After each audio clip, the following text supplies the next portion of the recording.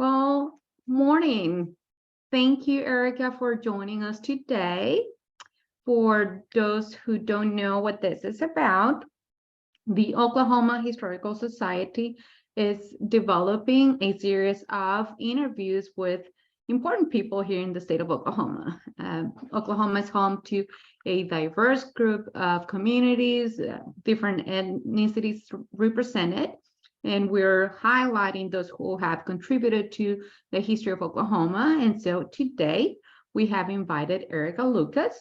Erika Lucas, she has been very active in the venture business community. She is one of the respected entrepreneurs, investors, creators, and we are happy to have her here today.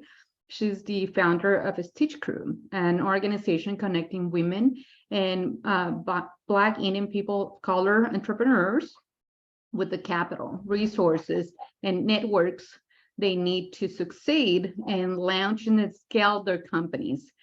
But also, she is the founder of VEST. And that's what we're going to focus on today, because we're highlighting some of the women who are shaping the history of Oklahoma. And so, Erika, welcome. Thank you. Thank you so much for making space to share these stories and for highlighting women. I'm a huge fan of you, Sadie, always have been, for all the contributions you do in the community, and then, of course, the organization that you represent. So thank you for having me. Thank you. So just a reminder, we're celebrating Women's History Month. And this conversation is part of the series of People of Oklahoma, where we're highlighting all those different contributors to the history of Oklahoma. So we're gonna list a set of questions. And if you haven't heard of Erika, you can find her as an entrepreneur, investor, and creator. And this is one of the topics that we're gonna discuss today. So we're gonna go over a set of questions, and I'm gonna stop sharing now. So Erika, tell us a little bit of you as a person. Tell us where you were born and give us a little bit of your background. Yeah, so I was born and raised in Mexico, in Chihuahua, Mexico, until I was about 13 years old, when my mom, at the time single mother, decided to come to the United States to provide my sister and I a better path. So we left Chihuahua when I was 13 years old, because she had family here. We ended up moving to Chickasha, Oklahoma, so a small rural town here in Oklahoma. That's where I did part of my junior high and high school. And then I ended up going back to Mexico, and I came back to visit her, found my husband, met him, ended up staying here. But that's been, gosh, now almost 19 years since I've been back. So, Oklahoma has given me so much opportunity. When I came back the second time, I started my career working for the Oklahoma Department of Commerce, managing their trade and foreign direct investment division. That actually, one of the industries we were heavily recruiting for investment was aerospace and defense. So that's what led me to go work for a private equity that was exclusively investing in the aerospace and defense sector. And then I went and did that, became partner, and then I came across the funding gap that exists for people of color, women, and actually entrepreneurs in our region in general, because when we're talking about venture capital, 80% of venture capital is spent in the coast. So in actually like three main markets, it's California, New York, and Massachusetts. So as a result of that, we had a lot of young talent and entrepreneurs wanting to leave our region, thinking that they couldn't build those high growth companies here. So we decided to launch StitchCrew. I quit my job at this private equity firm. We founded StitchCrew in 2017, started partnering with organizations like the Oklahoma City Thunder and Google and others to create programming to connect entrepreneurs, primarily, again, people that were here, but also women and people of color with the capital they need to launch and scale businesses. And then in 2020, because of the disproportionate effect the pandemic had on women in the workforce, that's when we decided to launch VEST. which is a private network of women, professional women across industry, regions, and career levels, so that together we can figure out how to navigate workplaces and how to put more women in positions of power and influence. And perhaps most importantly, how do we keep them there? So I'm sure that you saw, Sadie, just last year, 50% of women in leadership were thinking about quitting the workplace because of burnout. So anyway, so that's why we started VEST in 2020. It's grown to be a wonderful organization. We have more than 150 members now. Again, the majority are here in Oklahoma, but we also have members in Arkansas, Texas, DC, California. So we're a little bit spread out in that sense as well. And then last year, unfortunately, even though women represent, 50% of the population, 50% of the workforce, 40% of new businesses, we control 85, percent of purchasing decisions. Unfortunately, less than 3% of venture capital still goes to women-led companies. So late last year, we decided to launch a $20 million fund to invest exclusively in women-led companies that are solving solutions on how we create a better infrastructure for our care economy and how do we develop more inclusive workplaces in the future. So yeah, so that's a little bit about me. That's my background, that's my story, and that's what we're doing today. Good. So how many agencies or organizations are funding women-led companies here in Oklahoma? I mean, I don't want to say that we're the only one. I'm not aware of any other venture capital firm like ours that's investing exclusively in women-led companies. There's obviously several philanthropic organizations like foundations and stuff that are funding, maybe nonprofits and other efforts that in support of women. But I don't know that there's another, I may be wrong, but another venture capital or program that's just focused on funding women entrepreneurs. Now, there is programming that supports women entrepreneurs, but I don't know that there's an investment fund investing in women-led companies. Which is a big difference. Yeah. Because we can have all of the great ideas, amazing projects, but if we don't have the funding, then that's a big challenge, especially if we don't have generational wealth and we may have not been provided with the resources or the trust by some family members per se. Mm-hmm. And so is there any specific story that you can think of as to how you were inspired to found VEST? Yeah, I mean, you're absolutely right. I always tell people, because especially during, Women's History Month, it's a lot of people focus on this word empowering women. And I always tell people, we've been anchors in our communities. We don't need to be empowered. We do what needs to be done to take care of our loved ones, to take care of our communities. What we need, to your point, is funding and support and, very tangible things that we can do to support women. When it comes to access to capital, the problem, it just compounds, like most inequality, right? It just compounds. When rounds of funding for women-led companies are scarce, it just continues this cycle, because the less amount of funding going to women entrepreneurs, the less entrepreneurs actually scaling and then getting to an exit point to where they sell their company or they go IPO, the less amount of success stories that we can share with other women so that they can also launch their business, raise funding, and get to an exit. And then the less, so the less rounds of funding, the less exits, the less representation. So it's like this constant cycle that will never stop unless we start infusing that capital early on, so that women do have an opportunity to scale and then look for ways to, provide returns to investors, become that representation story so that other women get to see, hey, that's doable. This is how I need to do it, or how I can leverage from, learning from others that have done it. And then also what ends up happening is that those women that do sell their company or do end up achieving economic mobility, they more than likely will invest their money within their own communities and will pay it forward. But to your point, the problem has been that just the lack of funding has been completely scarce, there's bias within the financial industries.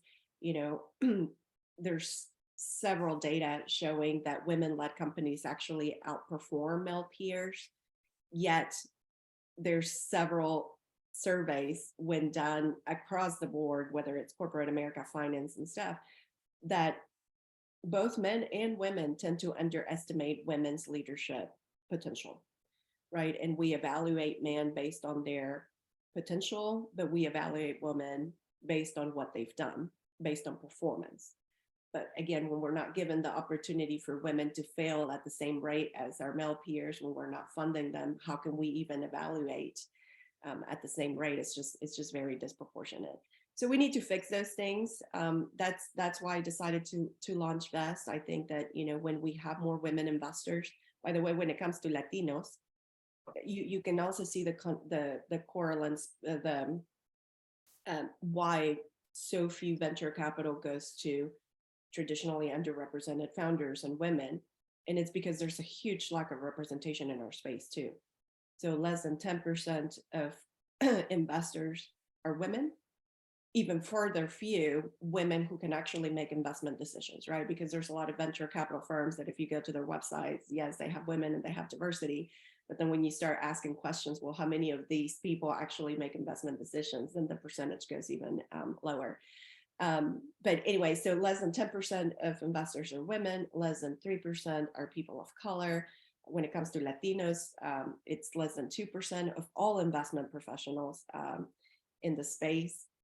So we have a long ways to go, because when we have more representation in the space, I'm sure of it, that because we can identify, what problems we're solving. We can identify the entrepreneurs that are actually building these companies, and we also have a better sense of how to support them so that they can achieve that growth and scale. So, and it can be any minor support as to, we understand that Latinos family is a huge important factor of how we think. And unless it works for the family as a whole, then we are not going to make some decisions, because we play a high priority on what works for the family. And so understanding the mindset, it's valuable as to definitely how we're going to fund, how we're going to see things, and not working 80 hours for a company might not be feasible for some, but we got to find that balance. And so I imagine there are some studies showing that we can be more efficient working less hours a week. Oh, yeah. I mean, I think that I believe you're referring to just the psychology behind, Latinos, for example, are launching businesses at a faster rate than any other demographic, with Latinas launching 6 times faster than anyone else. The problem is we're not scaling them. We're not scaling those companies to more than $1 million. So there's a lot of things that contribute to that. And to your point, a lot of it is, how we were raised, the psychology that we were raised with. I always tell people, I grew up in Mexico watching the telenovelas, who at some point even romanticize with being poor, or being, marrying into somebody with wealth or whatever, instead of making your own path. So we have that. And then, at some point, I mean, religion also plays a role in how you're influenced through that. I mean, I also grew up, being told that money equals more problem, money is the root of all evil, all of these things that I think affect working hard, as an immigrant, we work your butt off, to your point, from, from sunrise to sunset, and even past that, and you're proud of that. So a lot of those things do influence how we make decisions when we're launching companies and growing them. And at some point, it does get in the way of us achieving growth and scale. That's why even though StitchCrew and VEST are 2 different organizations, we leverage them too much, because I do think I agree with you 100% that we need to fund the entrepreneurs. But a lot of entrepreneurs we're working with also need to develop those growth principles, and those principles of how to apply them to grow their company. So I do think programming is helpful, but you do need to follow it up with inversion, with investment. Yes, because as we all know, or the majority of us know, you cannot get a loan if you haven't been in the business for at least 2 years by a regular bank. Mhm. And so it's the chicken and the hen, what comes first. Yes. And so there are some really good projects that you have been working with. And so I'm so glad to follow your work. And so now when you started this idea, what was your network? How did it look like for you? For my net worth. Network. Oh, network. Yes. I part of the inspiration behind StitchCrew, it's actually not inspiration, it was desperation. I was frustrated with the system. Because to your point, I think, so when it comes to barriers for entrepreneurs, particularly women and people of color, I think it narrows down to access to capital, access to networks, and access to resources and knowledge. Um, and as an immigrant, when I came here, I mean, I talked about working for commerce, but before that, I didn't have any network. I didn't know anybody here. I didn't come from a family of wealth. Obviously, we came here for opportunity, but we didn't have wealth. We didn't have savings. We didn't have, uh, you know, uh, friends and family that could refer us to take a job or to do all of that. So I had to build it on my own as the years went by. But that's one of the things that we're trying to do with StitchCrew Invest. It's those access to networks. Now I have it, but it took me years to develop it. Right. It took me years, and it took performance and proving myself over and over and over. Oftentimes, because as women and as people of color, we have to do that all the time. It's not like you achieve and then you're there. No, you achieve and then you still have to prove yourself. So I would say we do have strong networks now. And with StitchCrew, for example, we've partnered with Oklahoma City Thunder. We've actually partnered with national programs too. BASF funds our Inclusive Beauty Accelerator. Google. We also get money from the federal government, the U.S. Economic Development Agency. So we had to prove ourselves. We had to support the entrepreneurs that we were going to support. We have to keep them accountable so that we could show actually performance metrics. And that has enabled us to then get more people interested in backing our programs because we have the performance to showcase. But we didn't start out with that. In fact, the first year we launched StitchCrew, my husband and I launched it with our own money. So we put our own money to the table. We had no sponsors. We had no buy-in. The Thunder came in, but not until the next year. So the first year we just did it like most entrepreneurs, right? With our own savings and our own money. And the same with Vest. Vest is actually, to this date, we haven't taken any outside money, except for the fund, which is completely different. But for Vest itself as the network, it's been self-funded from day one. Congrats. It takes a lot of work. Thank you. So if someone becomes a member, what does that mean? Yeah, so the Vest membership is, again, we wanted to create safe spaces for professional women to come together to take advantage of executive coaching, but also advantage of peer groups. So the way we work is, if you join in, how many times have we been to a great conference for women, or like Women's History Month, and it feels great and everybody, let's highlight women and accomplishments. But then what happens afterwards? So what we wanted to create is like, no, let's create consistent programming throughout the year and opportunities for women to get to know one another. Because oftentimes we're going through the same experiences, whether I'm in finance and you're in corporate America or philanthropy or nonprofit. Most of the challenges, the bias, the microaggressions, all of those things that we often experience in the workplace are happening everywhere. And so how do we build a support system around that? So we meet on a monthly basis. We do bring executive coaches. Well, I say executive coaches, but sometimes it's just subject matter experts. So we've had like, Stephanie LeBlanc Godfrey, she leads all of the programming for women of color at Google. We've had the former inclusion chief officer for Netflix come and speak to us. So sometimes they're not executive coaches, but they come with an executive coaching mind, right? Like, hey, how do we fix this in the workplace so women and people in general have a better opportunity to navigate the workplaces in a more inclusive way? Because workplaces were never designed with women in mind. Actually, they were never designed with a lot of people in mind. They were designed for a very specific type of worker, which tended to have somebody at home that take care of the kids and the house and everything else. And that's no longer a reality. So most of our speakers come in on a monthly basis, and we specifically talk about the barriers that often get in the way of women achieving upward mobility in the workplace. We do that on a monthly basis. And then we also have other sessions where just VEST members get together and we talk about to each other about our own perspectives, how we're making decisions, how we're navigating workplaces. So that's kind of how the membership works. And we do it year round. So that's the VEST membership. If someone wants to be part of the program and have an idea and they want to launch and scale it up, is there any limitations? What's that criteria? Yeah, so that's what StitchCrew. So VEST, again, is for professional women in the workplace that want kind of that peer networking and executive coaching collectively. That's VEST. For entrepreneurs that are looking to launch and scale their companies, that's StitchCrew, where we do a lot of the programming.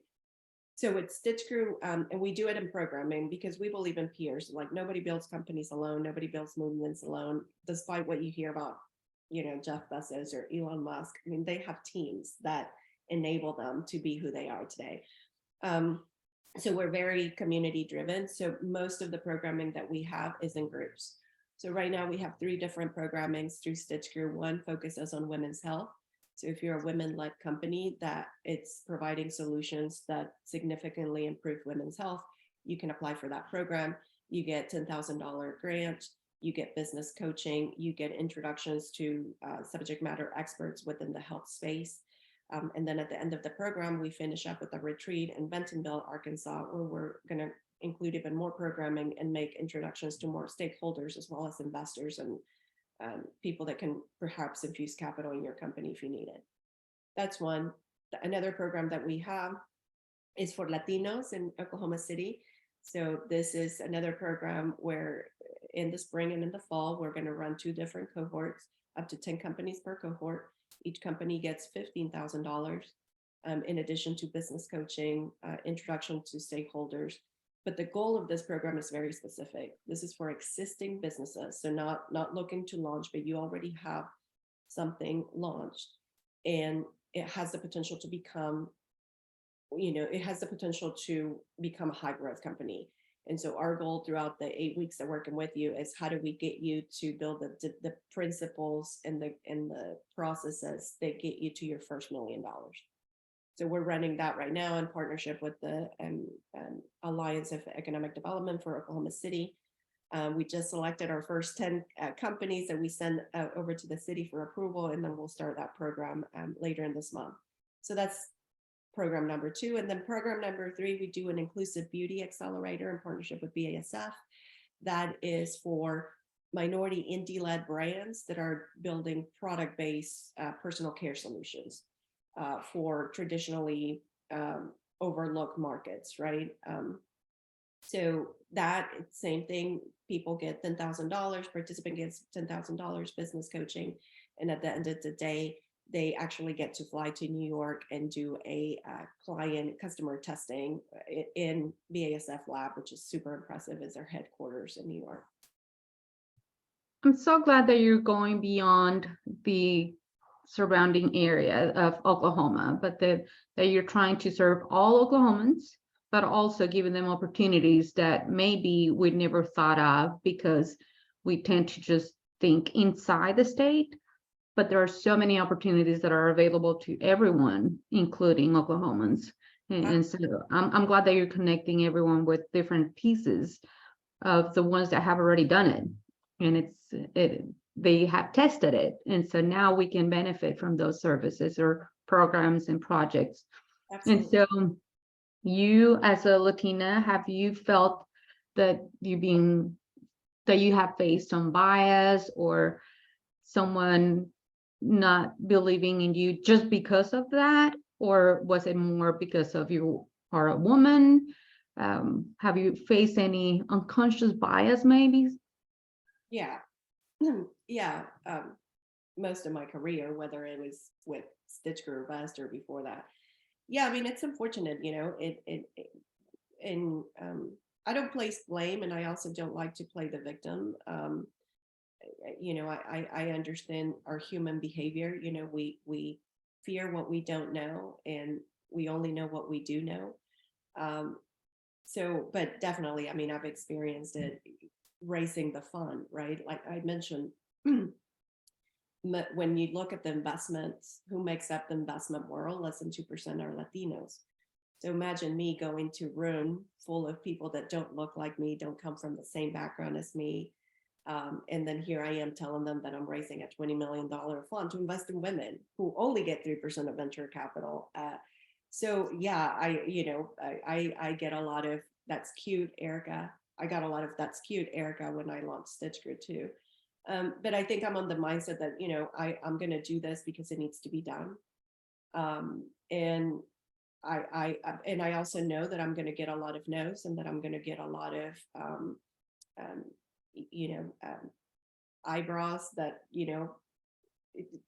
it, it's fine. It comes with a job, and I'm just going to keep going. But yeah, definitely experience it on a daily basis, just like the entrepreneurs we're trying to support. Which is important to talk about, because sometimes people don't want to address those challenges. But as you said, the more we talk, the more we discuss the barriers, the challenges, then we don't feel isolated anymore. It's 100%. then you can start hearing over and over that it's the same story for a large group. And yeah. but none of us have talked about it. So it's important that we discuss. And I'm glad that you have that monthly meeting, but you also have the podcast and some other resources available for those women who would like to have that type of support, and where those conversations are being had, and where also input and resources are being provided. So I'm really glad for that. Now, do you have any success story of some of the programs or companies that have achieved the goal? Yeah, I mean, I have, through StitchCrew, we've supported more than 120 companies. And there's so many wonderful stories to share about, people that have done outstandingly. One that I love to share, and I think we both know him, is Greg Hallman. And the reason I like to share the story, Latino, born and raised in South Oklahoma City public schools. He came to us with a very, it was a half-baked idea. It wasn't even like a solid idea for a business. But fast forward, he was in our first inaugural cohort with StitchCrew. And now he's done more than $2 million in contracting with the federal government specifically for the areas where his company is trying to infuse technology to better recruit, retain, and upskill workers for the Air Force and the Department of Defense and others. So very proud of Greg and what he's accomplished there, because he came out again with a very not even half-baked idea, and then he developed a great company that's solving real problems. And then we have others like, Anna with Vida Bars. She came to us, she actually participated in the Inclusive Beauty Accelerator with BASF, one of the few Latinas in the personal care space that's developing products for ethnic hair, curly hair. Started in her own garage and, developing those bar soaps that are sustainable as well. Now is doing business across, actually globally, not so outside of the country too. And she's based here in Oklahoma City, by the way. So she's doing fantastic, and we're going to continue to help her there. So I have a lot of stories like that in StitchCrew because we've helped over 120 startups. With Vest, we've already have made our first close on the fund, and we've made 8 investments for in the care economy, for in the future of work. And these are women that are building companies that are making workplaces more inclusive, more attentive on how you support your employees, so they're happier, their performing goes up, and ultimately creates more inclusive workspaces. And then the other ones, working on the care economy. How do we take care of our care providers and care families so that they can also become more productive members of, part of the workforce pipeline, which we're going to need. So very proud of that. But, those are still very early. We're making those investments as we go. And that's another important point. It takes time.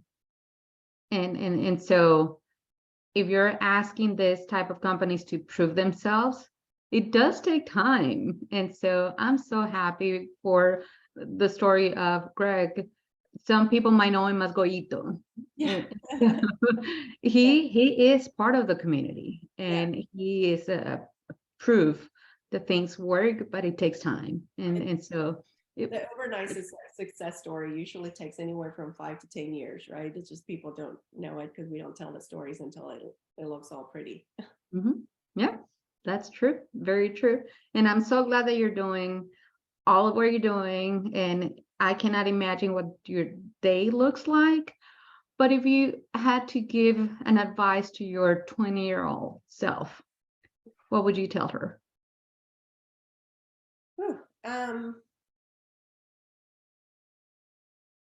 I don't know.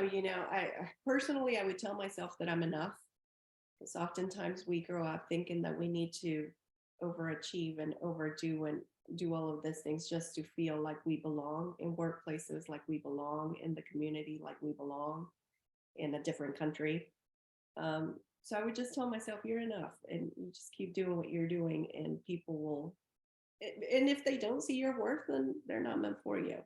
So I would say that I try to tell my girls that all the time, like, hey, you will do amazing things, you will accomplish amazing things, but you ultimately need to know that you, as a person, as an individual, you're enough. So on a personal level, I would say that. On a professional level, I would say, perfection and growth don't coexist. Because I was maybe immigrant with very strong female figures, as women, we grow up thinking that we have to be perfect and that we have to stay in our lane and that we have to do things a certain way and look professional and look all of this. And we strive for perfection, but in reality, perfection doesn't exist. And it hasn't worked for us either. So now I'm all like, listen, I'm going to grow, I'm going to learn as I go. And I'm not going to look for perfection. I am who I am. And we'll build however we, based on the values that we want to be known for. And the rest we'll learn as time goes by, and we'll pivot when we need to pivot, or we'll continue the path when we need to continue it. So I guess that's what I would tell myself. Valuable tips. Yes. And I agree with that. And I will second you in that. Thank now, do you have some time off? Do you have any time to just disconnect and say, okay, this is what I'm going to do for myself, my hobbies? Yeah. Yes, definitely. In fact, next week, part of the reason we're doing this interview, thank you for being so flexible with me on the dates. It's next week I'm plugging and we're going to Ireland. So I try to travel. I love traveling with my family. I don't like traveling for work. I used to, but not anymore. But I love traveling with my family. I love just spending time with them. And it doesn't have to be travel. It could be in the backyard cooking, or, having a glass of wine with friends and family. So I just try to, really focus on the experiences with the people that really matter in my life. That's how that's personal care for me.